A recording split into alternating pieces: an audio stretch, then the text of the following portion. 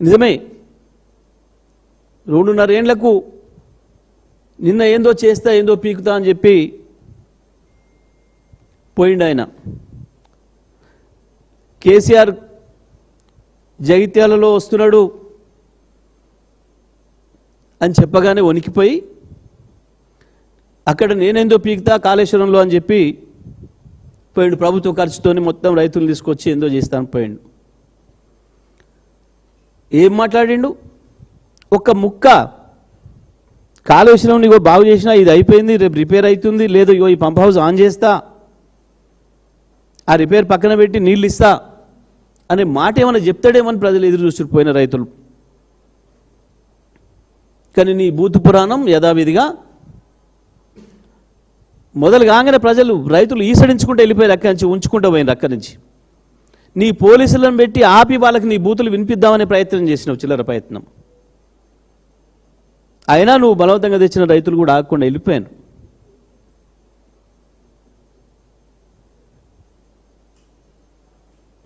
తేలిపోయింది నీ చక్కదనం ఏందో తేలిపోయింది. వాస్తవానికి ఇవాళ కూడా మళ్ళీ మా చేతికి ఇస్తే, మా బీఆర్ఎస్ పార్టీ చేతికి ఇస్తే కన్నెపల్లి పంప్ హౌస్ ప్రారంభం చేసేసి నీళ్ళు ఇస్తాం. ఈ ఎండాకాలంలో కూడా మొత్తం కాలువలను పారించుకుంటూ నీ కోదాడ వరకు తీసుకొస్తాం. నీ ఇరిగేషన్ శాఖ మంత్రి నియోజకవర్గం, పాత నియోజకవర్గం, ఇప్పుడు వారి శ్రీమతి నియోజకవర్గం కోదాడ వరకు కూడా తీసుకొస్తాం నీళ్ళు. ఈరోజు కూడా నీళ్ళు ఇంకా వస్తున్నాయి అక్కడి నుంచి. ఆ ఒక్క పిల్లర్ రిపేర్తో సంబంధం లేకుండానే నీళ్ళు తీసుకురాగలిగిన ఏర్పాటు చేసి పెట్టిండు ఆ రోజే కేసీఆర్ గారు. వాస్తవానికి ఇప్పుడు ఇటువంటి సందర్భంలోనే కాళేశ్వరం అవసరం ఏందో తెలిసి కట్టిండు కేసీఆర్ ఆనాడు. ఎండాకాలంలోనే ప్రధానమైన అవసరం ఉంటుంది, కాళేశ్వరం అనేది ప్రాణధారం తెలుస్తుంది, కరువు వచ్చినాడే కాళేశ్వరం ప్రాధాన్యత తెలుస్తుంది. వాస్తవానికి అతి తక్కువ ఖర్చుతోనే నది గర్భాన్నే వాడుకొని బ్రహ్మాండంగా రివర్స్ ఇంజనీరింగ్ చేసి దాదాపు 24 టీఎంసీల నీళ్ళు అక్కడ పైన సుందిల్ల కావచ్చు, అన్నారం కావచ్చు, ఆ బ్యారేజీల దగ్గర ఆపి మొత్తం దాదాపు 40-50 టీఎంసీల నీళ్ళను ఆపి, ఒకవేళ దవ్వుకున్న కరువు వచ్చినా తెలంగాణకు ఇబ్బంది రాకుండా ఉండాలి, తెలంగాణ రైతాంగానికి పంట ఆలస్యం కావద్దు, వానాకాలం దవ్వుకున్న అనుకున్న సమయానికి వర్షం రాకపోయినా కాళేశ్వరంతో నీళ్ళు ఇచ్చి రైతులు ఎప్పుడోదిగా నార్లు పోసుకోవడానికి, తూకాలు వేసుకోవడానికి నీళ్ళు రిజర్వ్ ఉండాలి మనకు అని చెప్పి ఒక అద్భుతమైన ఆలోచనతో నిర్మాణం చేసిన ప్రాజెక్ట్ కాళేశ్వరం ప్రాజెక్టు. ప్రపంచమే నివరబోయే పద్ధతుల్లో కేవలం 3 ఏళ్లలోనే దాదాపు 80,000 కోట్లు ఖర్చు పెట్టి అంత అద్భుతమైన ప్రాజెక్టును తయారు చేసి పూర్తి చేసి తెలంగాణ రైతాంగానికి అంకితం ఇస్తే, వరుసగా 4 సంవత్సరాలు నీళ్ళిచ్చి తీవ్రమైన కరువుతో దుర్భిక్షంతో నాశనం అయిపోతున్న తెలంగాణ రైతాంగాన్ని కాపాడుకునే ప్రయత్నం చేస్తే కేవలం ఒక్క పిల్లర్ కుంగిందనే సాకుతోని నువ్వు చేసిన దుర్మార్గం ఇవాళ బట్టబయలైంది. తెలంగాణ రైతాంగం అందరూ కూడా చూసినారు. ఇవాళ మేము మళ్ళీ ఛాలెంజ్ చేస్తున్నాం. ఇవాళ మా చేతికి ఇచ్చిన ఆ రిపేర్, పిల్లర్ రిపేర్ దాని పక్కన పెట్టి కన్నేపల్లి పంప్ హౌస్ను ప్రారంభం చేసి నీళ్ళు తీసుకురాగలుగుతాం. మళ్ళీ చెప్తా ఉన్నాం. అంత మంచి అవకాశం, ఆ పద్ధతిని కేసీఆర్ ఆనాడే ఏర్పాటు చేసి పెట్టిండు. ఏం మాట్లాడిండు వెధవలు? కేసీఆర్ ఇంజనీరు. ఎస్, కేసీఆర్ ఇంజనీర్నే చెప్పిండు. కేసీఆర్ ఎప్పుడు కాళేశ్వరం నాకు సంబంధం లేదని చెప్పలే. కాళేశ్వరం నా సృష్టి అని చెప్పిండు. వాస్తవానికి సృష్టించిండు. రాత్రి పగలు దాని మీదనే పూర్తి దృష్టి పెట్టి పనిచేసిండు. పొద్దున లేచింది మొదలు ఆఫీసులోకి రాగానే మొట్టమొదటి కాళేశ్వరం చూసిండు. పడుకునేటప్పుడు చివరి నిమిషంలో కూడా కాళేశ్వరం చూసి లోపడి పడుకున్నాడు.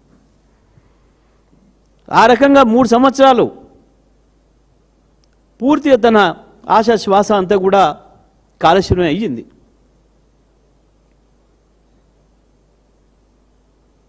ఓ గొప్ప గొప్ప టెక్నాలజీ సాధించమని చెప్పుకున్న ప్రపంచ దేశాలు అనేక దేశాలకు మించి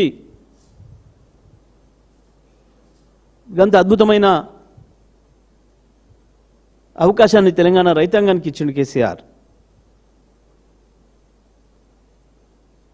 కానీ ఇవాళ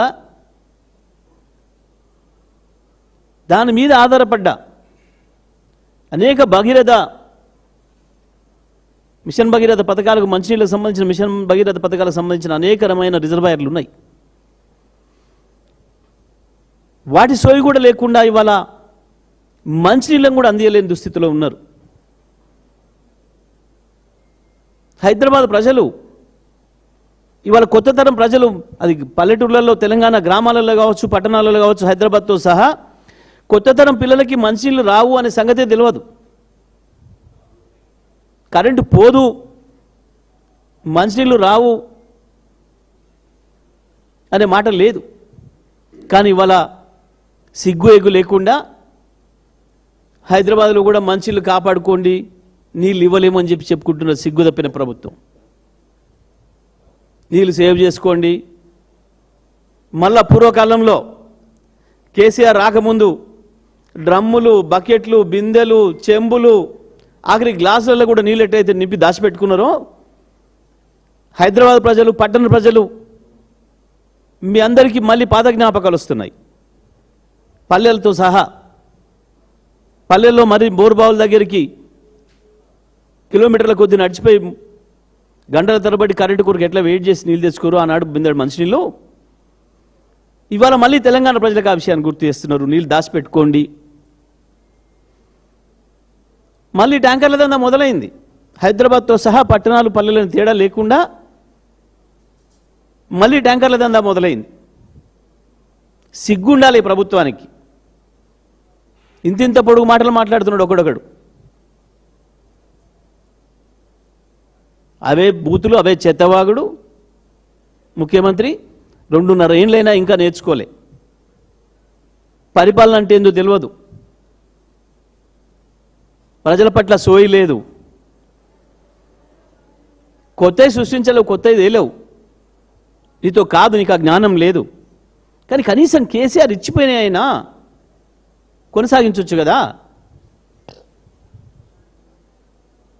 తెలంగాణ 60 ఏళ్ళు దేని కొరకైతే గోసపడ్డదో, ఏ మంచినీళ్ళు, ఏ కరెంటు, ఏ సాగునీళ్ళ కొరకైతే ఇబ్బంది పడ్డదో, తాగునీళ్ళు, సాగునీళ్ళు, విద్యుత్ శక్తి కొరకైతే ఇబ్బంది పడ్డదో, ఆ 3 సమస్యల్ని పరిష్కారం చేసిపోయింది కదా కేసీఆర్.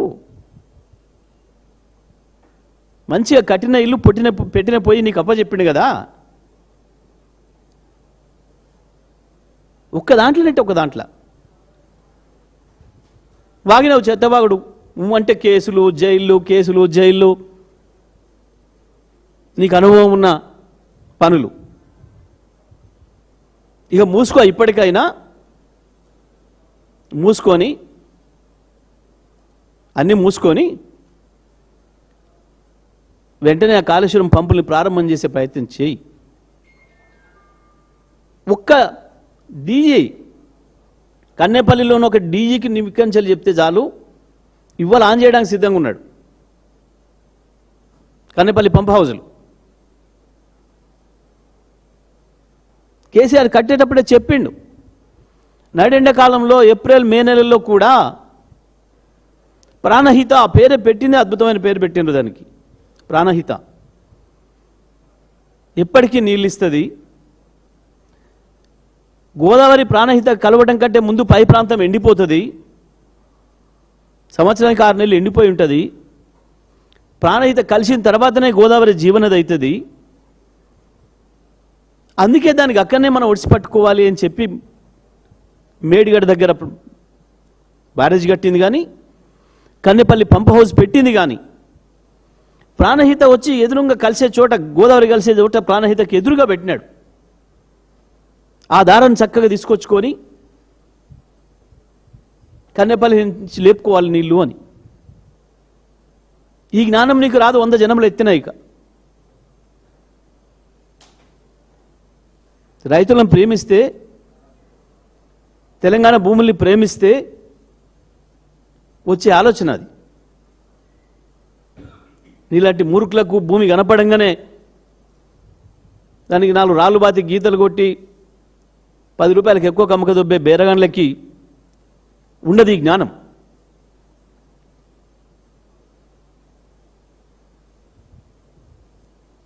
అది రావాలంటే భూమిని ప్రేమించాలి, రైతును ప్రేమించాలి, వ్యవసాయాన్ని ప్రేమించాలి.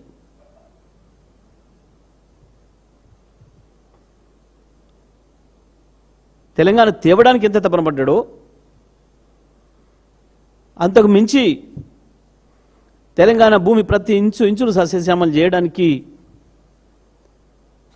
అంతకు మించిన భగీరథ ప్రయత్నం చేసిండు కేసీఆర్.